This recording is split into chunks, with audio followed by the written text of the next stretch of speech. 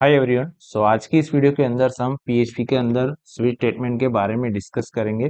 तो पीएचपी के अंदर स्विच जो स्टेटमेंट होता है वो वर्क कैसे करता है, साथ में हमें यहाँ पे प्रैक्टिकल्स भी करना है। तो पहले उसके ऊपर आप जो स्क्रीन के ऊपर देख रहे हो, यहाँ पे मैंने कुछ डेमो ऐड किया है स्विच स्टेटमेंट का। राइट, ये जो फ्लो है वो कैसे वर्क करता है उसके बारे में मैं आपको पहले एक्सप्लेन करूंगा। देखो, स्विच स्टेटमेंट और इफ एल्स कंडीशन दोनों सेम ही है, बट इफ एल्स कंडीशन जो है उसका कोडिंग लिखने का तरीका कुछ अलग है और स्विच वाला जो स्टेटमेंट है उसका कोडिंग लिखने का तरीका कुछ अलग है। इसके अंदर क्या होता है, आप मल्टीपल कंडीशंस चेक कर सकते हो, मल्टीपल कंडीशंस आप पास कर सकते हो। राइट, तो चलो अभी हम बात करते हैं पहले स्विच स्टेटमेंट। जैसे कि आप यहाँ पे देख रहे हो, कंडीशन यहाँ से स्टार्ट से एंड तक यहाँ पे एग्जीक्यूशन होती है।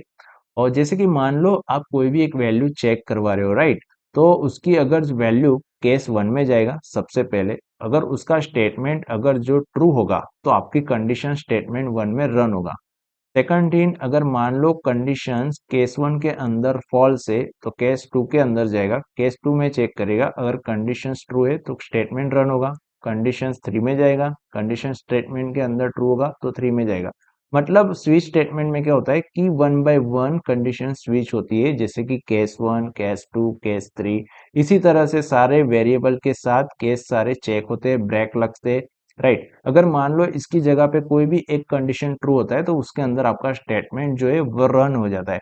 अगर मान लो यहाँ पे तीनों तीन केस है, अगर अदरवाइज तीन से ज्यादा भी केस होते हैं, जैसे कि 1 2 3 4 5 6 8 9 10, राइट, मल्टीपल यहाँ पे केसेस होते हैं, अगर इनमें से कोई भी कंडीशन मतलब कोई भी केस के अंदर रॉन्ग आता है, आपका फॉल्स रिजल्ट आता है, तो लास्ट में क्या होता है कि डिफॉल्ट करके एक हमारा आर्ग्यूमेंट रहता है, उसके अंदर से आप प्रिंट कर देते हो, जैसे कि यहाँ पे कोई भी वैल्यू नहीं है, मतलब लास्ट में आपका एग्जीक्यूशन से वो फिनिश हो जाता है और आपको एक मैसेज देता है। बट स्टार्ट से कैसा होता है कि ऊपर से लास्ट तक एंड तक सारे कंडीशन चेक करवाते हैं। ये आपका हो गया स्विच स्टेटमेंट। राइट, अगर आपको इसके अंदर कोई डाउट हो तो मेरे को कमेंट बॉक्स में आप जरूर बता सकते हो। तो चलो अभी हम प्रैक्टिकल स्टार्ट करते हैं।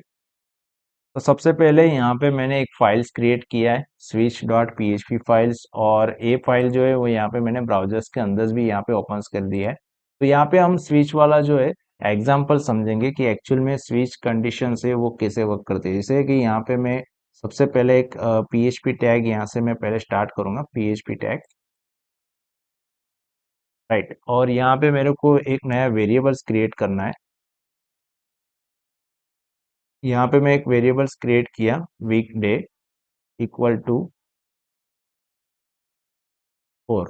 राइट, देन आफ्टर यहाँ पे मेरे को एक कंडीशंस लिखना है, जैसे कि स्विच। राइट, जैसे मैंने यहाँ पे स्विच लिखने वाला हूँ, स्विच वीकेंड्स। राइट, इसके अंदर से आपका आ गया Monday, Tuesday, Wednesday, Thursday, Friday, Saturday और संडे इनवैलिड डे। राइट, तो ये जो है अब हमें सारी यहाँ पे कंडीशन चेक करवानी है। जैसे कि वीकडे अगर मान लो यहाँ पे 4 से, तो ये वाला जो कंडीशन से रन होगा आपका थर्सडे। राइट, तो मैं अभी चेक करूंगा ब्राउजर्स के अंदर, यहाँ पे रिफ्रेश करूंगा, तो आप यहाँ पे देख सकते हो इसका आउटपुट आ गया यहाँ पे थर्सडे। क्यों आया? क्योंकि इसके अंदर मैंने वेरिएबल्स के अंदर एक वैल्यू पास किया है, फोर्स।